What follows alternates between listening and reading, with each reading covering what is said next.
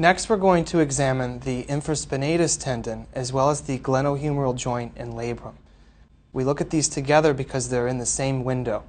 So what I'd like to do is stand behind the patient in this study and use the patient's scapular border as a landmark and follow their scapula across to the acromion that you'll feel. To allow the physician to easily identify the structures, we recommend that you have the patient take their right hand, if we're examining their right shoulder, and reach across to the opposite shoulder. And I place the probe, again facing medially towards the patient, always maintaining contact. What we're able to do with ultrasound, if some of the images appear a bit dark from shadowing, we can adjust with a feature called gain. And there's a control on the bottom of my ultrasound machine that will allow me to brighten the lower aspect of the patient's shoulder. So I'm just going to increase my depth here.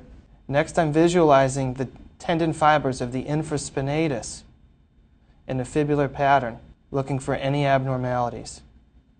Oftentimes, if I'm suspecting a problem with the infraspinatus tendon, I'll request the patient to externally rotate their arm.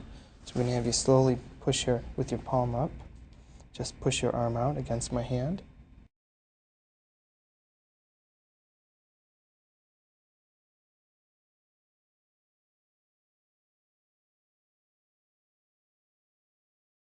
So next we're going to visualize the patient's glenohumeral joint, as well as their posterior labrum. In many patients, we can see their posterior labrum if they have a thin body habitus.